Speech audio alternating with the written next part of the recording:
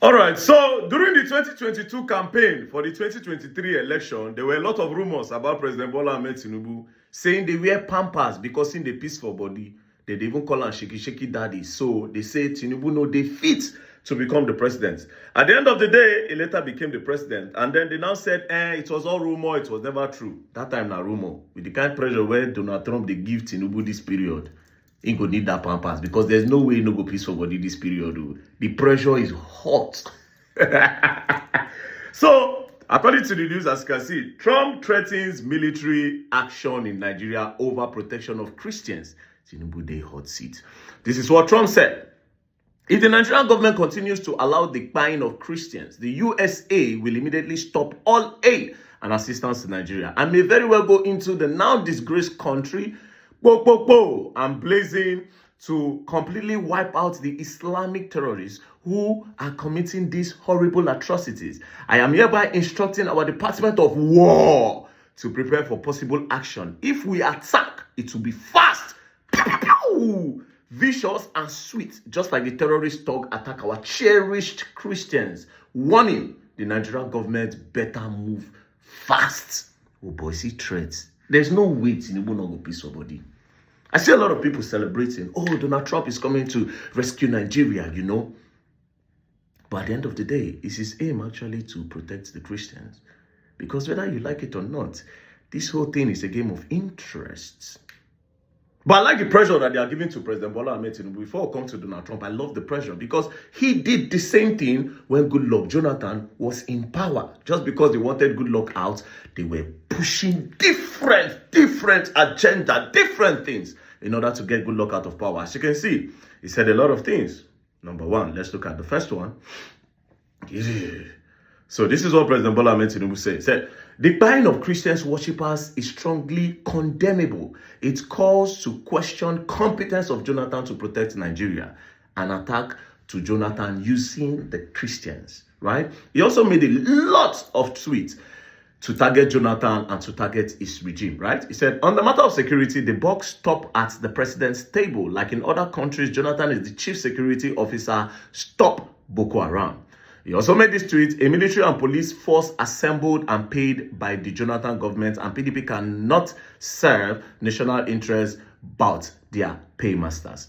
He also said the sheer number of unemployed youths who turned out for job at NIS and the tragic buy in the albatross on the neck of Jonathan's government. The Kano attack is a sad reminder that we live in an unsafe country. It's a wake-up call for the Jonathan government. We must confront terrorism. So the same thing now, they put Jonathan for hot seat, And at the end of the day, all this tweet was made in 2014. Then in 2015, Jonathan was kicked out of power.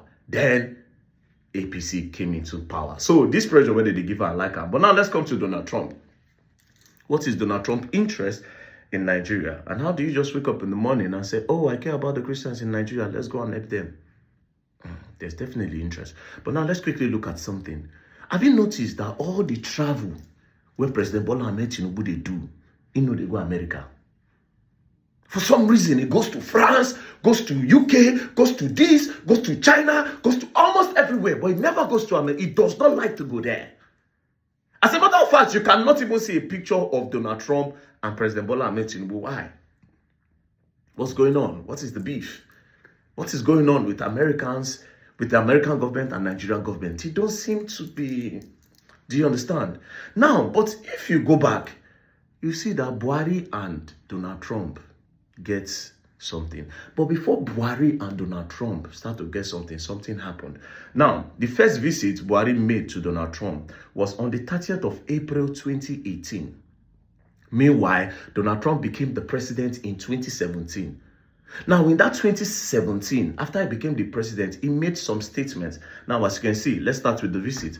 On the 30th of April 2018, former President Muhammadu Buhari visited the White House. At the time, Buhari was the first sub-Saharan head of state to visit American President Donald Trump at the White House since he took office in 2017. So he took office in 2017. In 2018, Buhari went to go and see him. But before Buhari went to go and see him, the meeting happened a few months after Trump allegedly made derogatory remarks about African countries. At the press conference, Buhari at the press conference, Buhari responded cautiously to the question about Trump's remark. So Donald Trump said some things. Then they were not asking Buhari that, but Donald Trump said these things. Do you understand? Alpha. But Buhari was very cautious and he didn't really say anything. Now, what did Donald Trump say about African countries? He referred to Haiti, an African nation, as shithole country.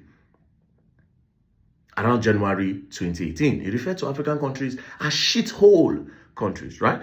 Then the African Union, as you can see on BBC, Donald Trump must apologize for the comment, African Union. So they asked him to apologize. Then after all of this, in April, this whole thing happened around December 2017 to like 2018. Then in January, he made the statement. In April, then Buhari went to the US to go and visit him. Now, this is a video of the visit, as you can see. Now, they spoke about a lot of things, right? They spoke about a lot of things. And then when Buhari left, Donald Trump now praised Buhari. This is what he said. Trump praised Buhari leadership in the fight against terrorism, highlighting Nigeria's battles against Boko Haram. He also noted that Nigeria was among the first African countries to join the coalition against ISIS and was leading regional efforts to combat ISIS in West Africa.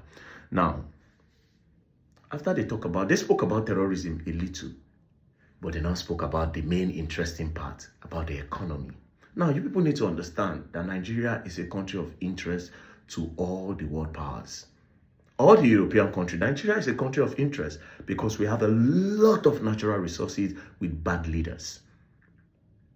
Understand that Nigeria is a country of interest, a very big interest.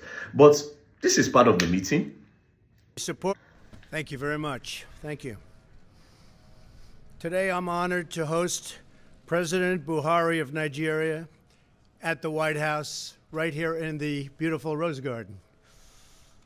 President Buhari, I want to thank you very much for traveling to Washington for these important discussions. It's a true pleasure to welcome you to our nation's capital. Nigeria is the largest democracy in Africa. As I conveyed to President Buhari in our discussions, the United States deeply values and appreciates Nigeria's role as a strong democratic leader in the region. The United States is currently working to expand trade and commercial ties with African nations, including Nigeria, to create jobs and wealth in all of our countries. We hope to be the economic partner of choice for nations across the continent and all around the world. And you see what's happening with respect to trade and the United States. We are being respected again.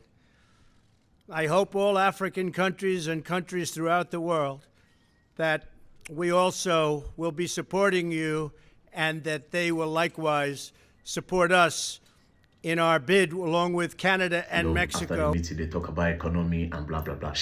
Buhari shall go. Now, let's come to Donald Trump, right? Donald Trump became the president, the 45th president of the United States from 2017 to 2021.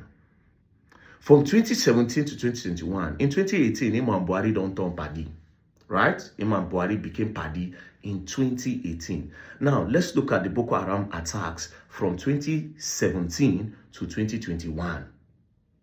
Right? From 2017, this is the amount of people that Boko Haram buy. Over 220 in that 2017. There were 280 in that 2017 when Donald Trump became the president of America. In 2018 that he met Buhari, over 250. He didn't say anything. In 2019, over 280. He didn't say anything. He didn't say he was coming to come and save Christians. In 2020, over 280. He didn't say anything. Then in 2021, when he was leaving office, it reduced to like 70, 80 persons. Now, if you notice, again, we're talking about America now. If you notice, it was high. The attack was high in 2014 and 2015. This was when Goodluck was the president, right? That time, Obama was the president of the United States, and Goodluck Ebele Jonathan was the president of Nigeria. Now, after Goodluck left power, Goodluck said this. The level of interference by the Obama's government was very overwhelming. It's not as if I couldn't have won the election even with that. But if by my own thinking and also the way some other people look at it, they go outside the normal diplomatic relationship, then it should be mentioned.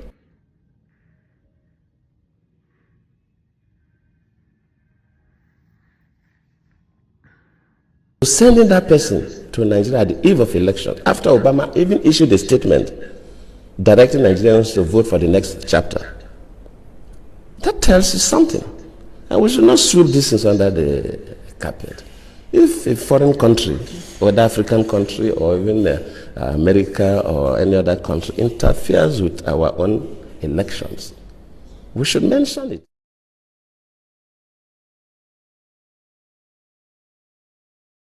Immediately the Chibok issue came up, we expect Nigerians to be concerned. How do we get these girls out? Within a couple of days, we saw people going to the US with Bring Back Our Girls placards. How? Why? And of course, the Mrs. Obama received one of those placards. I cannot take responsibility for the abduction. I don't control Boko Haram. They are criminals. But as a president, of course, you know, it's not the president that go to the field. You have security and intelligence officers that do the work. Let me admit that, yes, maybe they do their best, but their best was not good enough for us to recover the girls. That does not mean that I'm trying to remove myself from any blame. Yes, I may not be blamed for the action, but I could be blamed that my security and intelligence systems are not strong enough to be able to. Now, if you notice, from what Goodluck is trying to say, that the whole Boko Haram attack and the Chibok girls is political, and indirectly is kind of pointing hands towards the United States. Now, if you look at it, it looks like Obama refused to do something. Goodluck, and they come and they make video. Goodluck refused. Okay, no problem. All right. So it looks like Goodluck refused to do something that they want. Like I said, it's always about interest.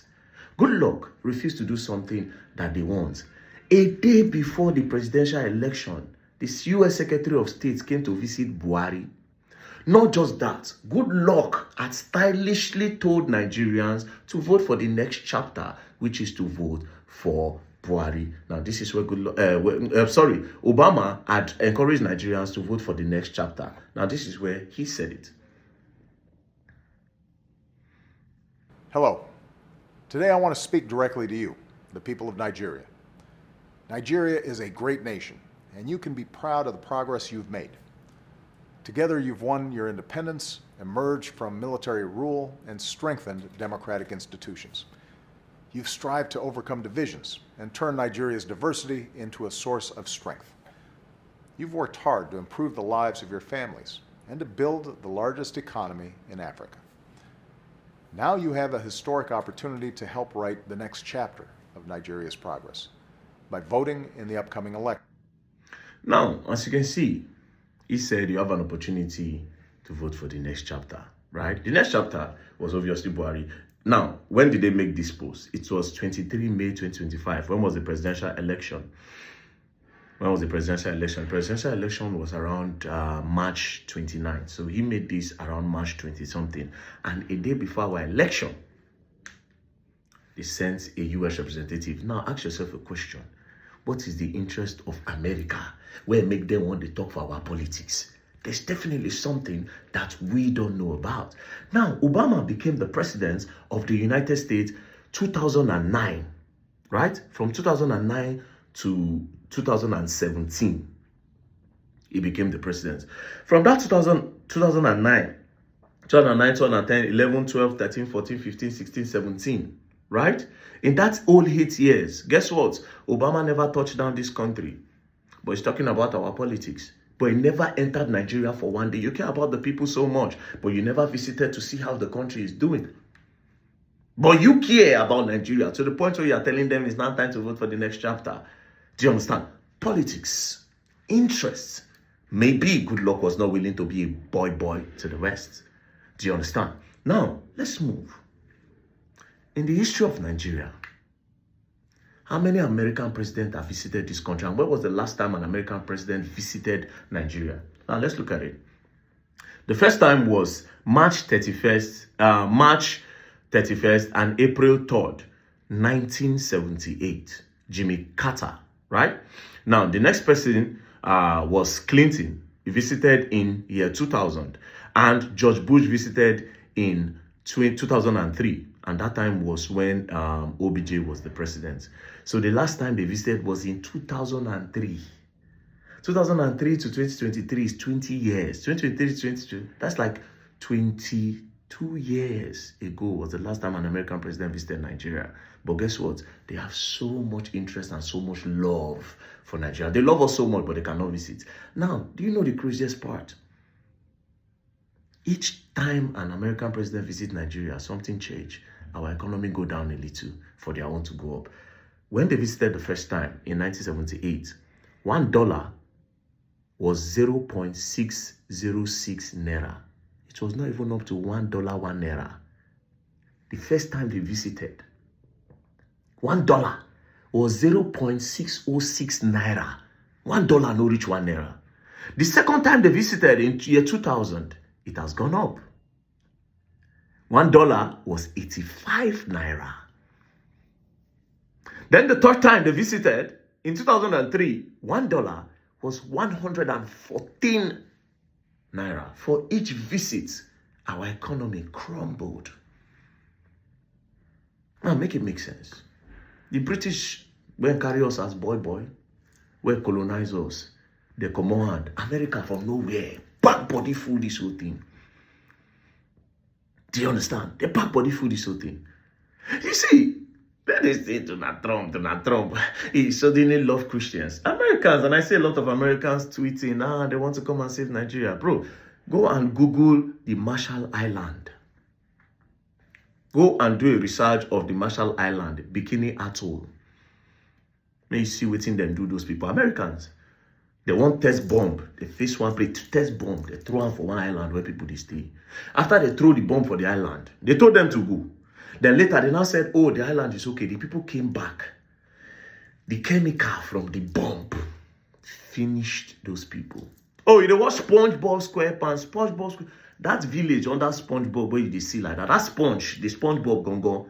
Now the sponge of those bikini people. Those people where they from Marshall Island. All those things where they see under that place. A real life story that they do cartoon for under. Those life under. They care so much. How? How? It is politics. There's nothing like he wants to come and save Nigeria. Save Nigeria from what? From who? We have insecurity problem, yes. If they want to do it, they should go and do it.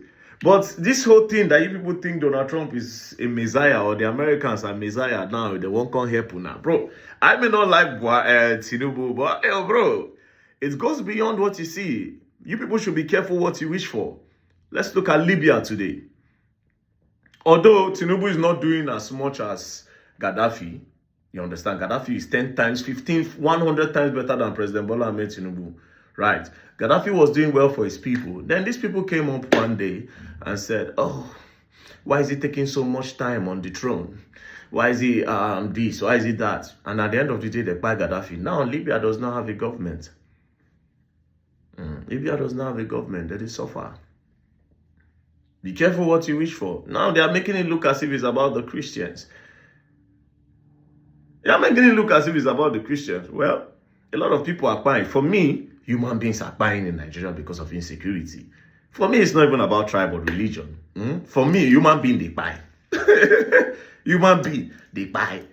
There's a need to find solution to the buying of Nigerians. That's how it is for me. Nigerians are buying, whether Christian or Muslim, everybody, they buy.